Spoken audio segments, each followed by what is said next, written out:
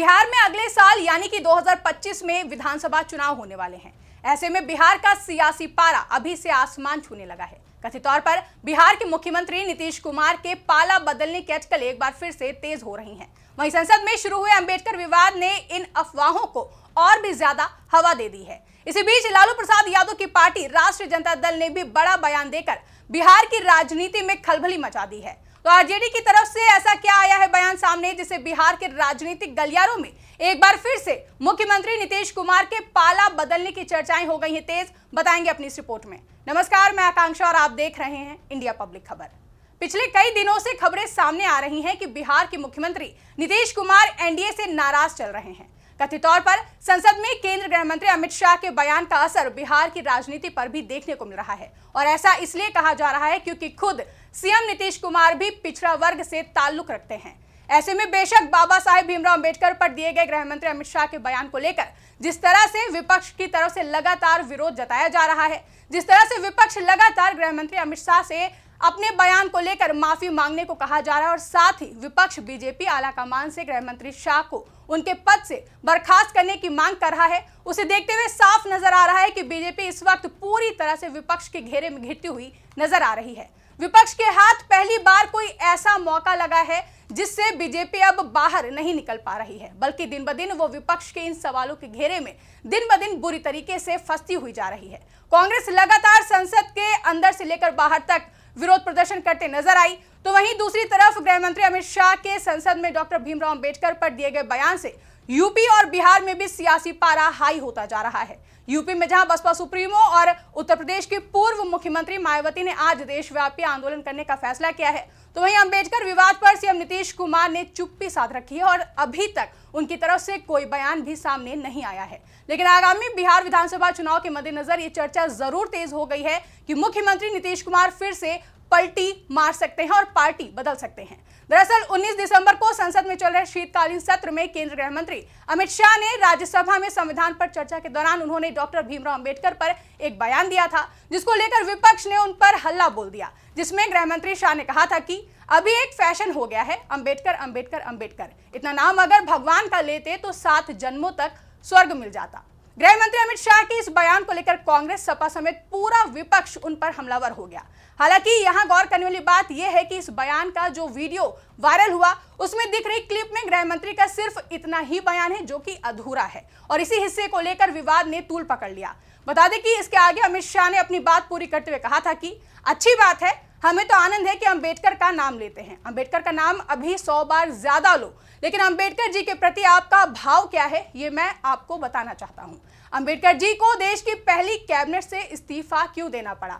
अंबेडकर जी ने कई बार कहा कि अनुसूचित जातियों और जनजातियों से हुए व्यवहार से मैं असंतुष्ट हूं, सरकार की विदेश नीति से मैं असहमत हूं और आर्टिकल 370 से मैं असहमत हूं, इसलिए वो कैबिनेट छोड़ना चाहते थे। उन्हें आश्वासन दिया गया लेकिन वो पूरा नहीं किया गया। लगातार दरकिनार किए जाने से उन्होंने कैबिनेट से इस्तीफा दे दिया था।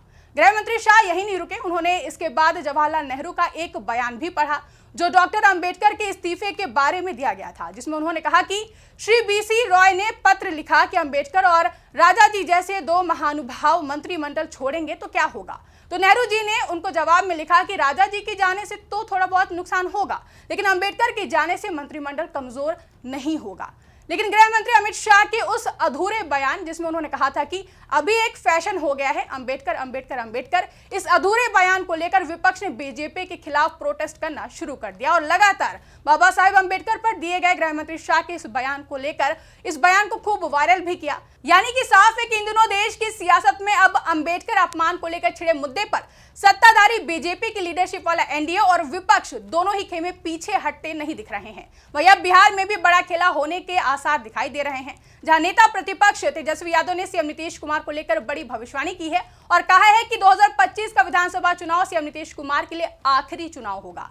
बता दें कि सीएम नीतीश कुमार की नाराजगी को गृह मंत्री अमित शाह के एक और बयान से ज्यादा जोड़कर देखा जा रहा है। दरअसल हाल ही में एक टीवी इंटरव्यू के दौरान बिहार चुनाव का जिक्र हुआ। इसी बीच जब गृह मंत्री से पूछा गया कि क्या अगर बिहार में एनडीए दोबारा जीतेगी तो नीतीश कुमार ही मुख्यमंत्री बनेंगे, इस सवाल पर गृह मंत्री अमित शाह ने गोलमोल जवाब दिया। ऐसे में अमित शाह का ये अंदाज कई लोगों को खटकने लगा है। उधर बिहार के पूर्व उप मुख्यमंत्री और आरजेडी नेता तेजस्वी यादव ने एक देश एक चुनाव के मुद्दे पर एनडीए पर जमकर हमला बोला और उन्होंने कहा कि ये केवल सत्ता के लालच और लोकतंत्र को कमजोर करने की एक कोशिश है। साथ ही इस दौरान तेजस्वी यादव ने आरोप लगाया कि केंद्र सरकार इस तरह के फैसलों से जनता की आवाज को दबाने का प्रयास कर रही है। तो वहीं तेजस्वी यादव ने बिहार के उप मुख्यमंत्री सम्राट चौधरी को भी आड़े हाथों लिया और कहा कि वे हमेशा सरकार के झूठे प्रचार का हिस्सा बनते हैं। यही नहीं, नेता प्रतिपक्ष तेजस्वी यादव ने सीएम नीतीश कुमार को लेकर बड़ी भविष्यवाणी भी की है, जिसमें तेजस्वी यादव ने कहा कि 2025 का विधानसभा चुनाव सीएम नीतीश कुमार के लिए आखिरी चुनाव होगा।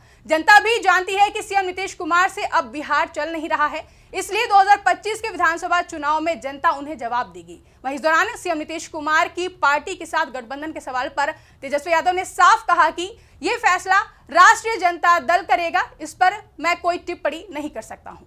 तो जिस तरह से आरजेडी नेता तेजस्वी यादव ने सीएम नीतीश कुमार की पार्टी के साथ गठबंधन के सवाल पर मना न करके ये कहा कि ये फैसला आरजेडी करेगी, उसे एक बार फिर सीएम नीतीश कुमार के पलटी मारने को लेकर कयासों के बाजार गर्म हो गए हैं। और ऐसे में अब सवाल ये उठ रहे हैं कि क्या अगर आरजेडी सीएम नीतीश कुमार के साथ गठबंधन करने के लिए तैयार है, तो अगर ऐसा होता है तो क्या बिहार विधानसभा चुनाव से पहले बिहार में कोई बड़ा उलटफेर हो सकता है? और ये सवाल इसलिए भी उठ रहे हैं क्योंकि आरजेडी के प्रवक्ता शक्ति सिंह यादव ने कहा कि आगे आगे देखिए होता है क्या। बदले राजनीतिक माहौल में अगर राष्ट्र और लोकतंत्र को बचाने के लिए दोनों साथ आते हैं तो इसमें कोई अचरज नहीं होना चाहिए।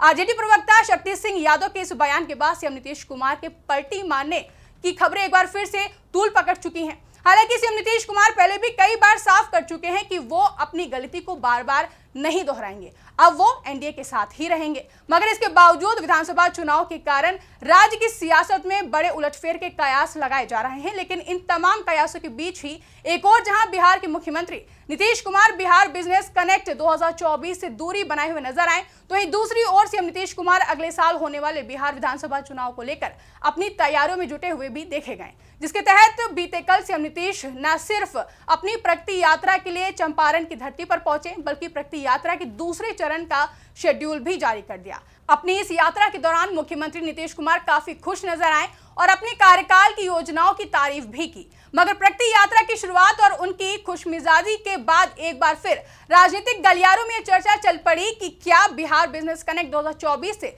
सीएम नीतीश कुमार की खुद को दूर रखने की कोई राजनीतिक वजह तो नहीं है। बता दें कि निवेश के मामले में अब तक के सबसे सफल ग्लोबल इन्वेस्टर्स मीट में कॉर्पोरेट हाउस और निजी कंपनियों ने 2023 के मुकाबले 3 गुना से भी बहुत ज्यादा निवेश का समझौता किया है। बिहार बिजनेस कनेक्ट 2024 में 1,80,000 करोड़ रुपए से ज्यादा के व्यापारिक प्रस्तावों का करार हुआ है। पटना में 2 दिनों तक चले निवेशक मीट के दौरान 427 कंपनियों ने 1,80,889 करोड़ के निवेश का एमओयू साइन किया है। फिर भी विकास पुरुष कहे जाने वाले सीएम नीतीश कुमार ने बिजनेस कनेक्ट से दूरी बनाई। बिजनेस कनेक्ट के वक्त कुछ सियासी बयानों ने बिहार की राजनीति में सवालों का अंबार लगा दिया और ये वो समय था जब गृह मंत्री अमित शाह ने सदन में अंबेडकर मुद्दे पर बयान दिया। ये वही समय था जब प्रधानमंत्री नरेंद्र मोदी और गृह मंत्री अमित शाह के करीबी अडानी ग्रुप बिहार में निवेश का अवसर तलाश रहे थे। सीएम नीतीश कुमार की परेशानी गृह मंत्री अमित शाह के बाबा साहेब भीमराव अंबेडकर को लेकर दिए गए बयान से तो थी ही, साथ ही जेडीयू के भीतर अमित शाह के उस बयान को लेकर भी परेशानी थी, जिसमें बिहार के सीएम को लेकर गोलमोल जवाब दिया गया और यह भी कह दिया गया कि सीएम का निर्णय तो पार्टी पार्लियामेंट्री बोर्ड करेगा। जिसके बाद से राजनीतिक गलियारों में चर्चा का विषय है कि क्या सीएम नीतीश कुमार ने बिजनेस कनेक्ट से दूरी बनाना या फिर अडानी से संभावित मुलाकात को रद्द करना कोई राजनीतिक संदेश देने की कोशिश तो नहीं की थी। इसी बीच आरजेडी प्रवक्ता शक्ति सिंह यादव के बयान की अगर राष्ट्र और लोकतंत्र को बचाने के लिए आरजेडी और जेडीयू साथ आते हैं तो इसमें कोई अचरज नहीं होना चाहिए। इससे एक बार फिर से चर्चाओं के बाजार गर्म हो गए हैं। वहीं केंद्रीय गृह मंत्री अमित शाह के बाबा साहेब भीमराव अंबेडकर पर बयान और सीएम नीतीश कुमार की सीएम पद को लेकर दावेदारी को लेकर मीडिया द्वारा पूछे गए सवाल पर भी जिस तरह से केंद्रीय गृह मंत्री अमित शाह का गोलमोल जवाब आया, इन दोनों ही बयानों पर सीएम नीतीश कुमार की तरफ से किसी प्रतिक्रिया का सामने न आना भी इस तरह की चर्चाओं को हवा दे रहा है। बता दें कि सीएम नीतीश कुमार जब भी खामोश होते हैं तो कोई ना कोई चौंकाने वाला फैसला ले लेते हैं। जब उन्होंने खामोशी ओढ़ी है तब पाला बदल लिया है। ऐसे में अब देखना अहम होगा कि आगामी बिहार विधानसभा चुनाव 2025 में क्या सच में कोई बड़ा खेला होगा। आपको क्या लगता है, कमेंट करके हमें जरूर बताएं। साथ ही ऐसी ही तमाम बड़ी खबरों के लिए हमारे YouTube चैनल को सब्सक्राइब करना ना भूलें।